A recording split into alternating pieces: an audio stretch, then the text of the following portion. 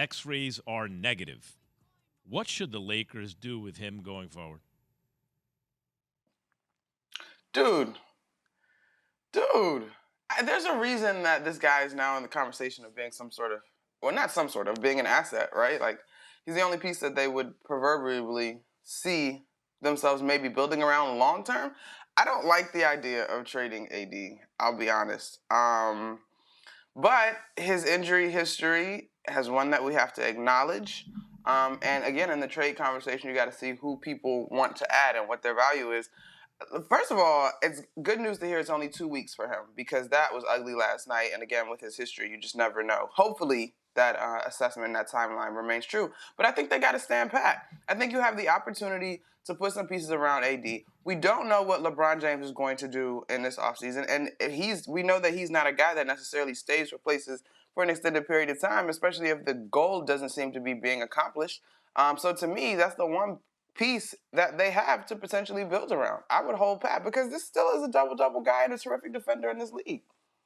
Monica, if you were Rob Pelinka, you're running the Lakers, are you going to tell me, you and I are having a drink, we kicking it, you're going to look me in the eye and tell me that you're going to build the Lake Show, one of the most, profitable franchises in the world, around Anthony Davis, considering his history of being injured?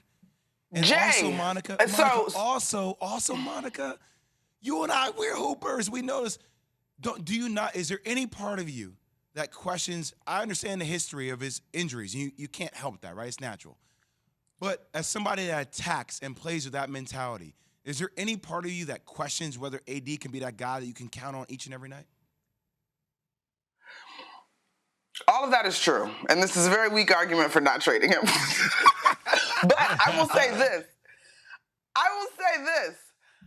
I think, okay, AD may not be the guy to build around per se, as in your number one, but can he still be a piece of your hypothetical big two or big three?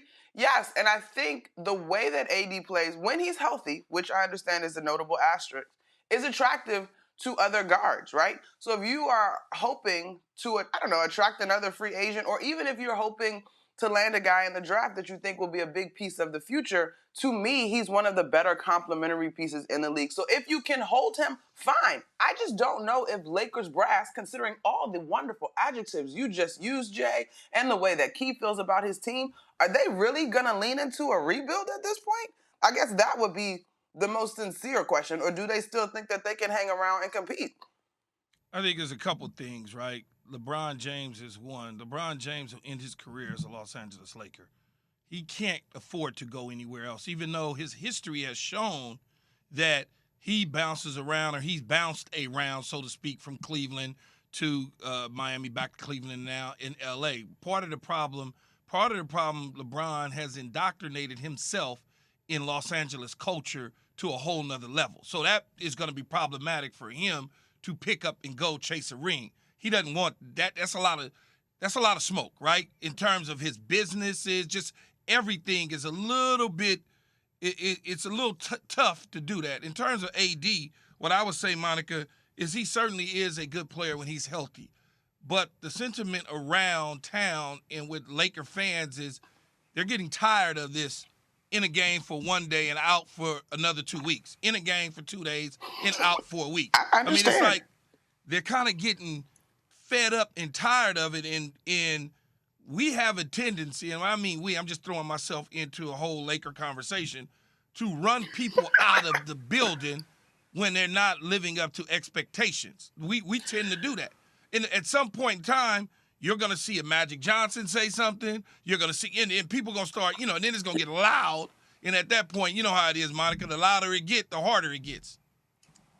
But Key, you riddle me this, Key, Laker Key. Are y'all leaning into a rebuild? Like, is that what you want? What's up? I don't necessarily know that it would be a rebuild as long as LeBron James is on the team.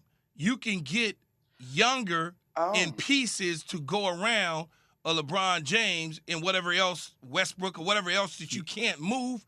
You can build around that to try to make the team successful, because long-term, I don't ever think that people felt like Anthony Davis was going to be the heir apparent number one to LeBron James when we got him from the Pelicans. I don't think that was ever a conversation. It was like, okay, we got LeBron, we got a piece with him. Once LeBron leaves, we got to find another guy to go with AD because we don't think AD is going to be the Shaq, Kareem Abdul-Jabbar big long term. You see, Key Monica, I'm not even starting there. I'm starting with Rob Pelinka. I'm watching Les Snead and Sean McVay and all their guys saying, blank them first-round picks. We got it.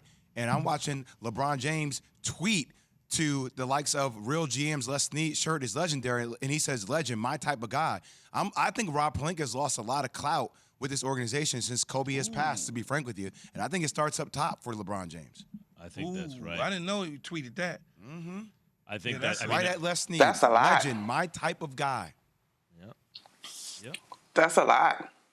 Yeah, I didn't know that. Yeah. I mean, you got to tell me the Twitter world, though, Jay. So that's good. I'm glad I got If you look at the Lakers and the late great Kobe Bryant, and his connection to Rob Pelinka, it did appear to me at the time that three Lakers, one who has become an icon in LeBron, and two who are already icons. In a way, it was like who is going to wind up owning the Lakers one day is what it felt like to me. Magic, Kobe, or LeBron.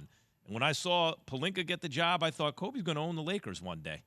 And that's clearly where a lot of the clout came from, and that is, tragically not there anymore. And I wonder if there is a rift somewhere, especially in light of what, Jay, you just said.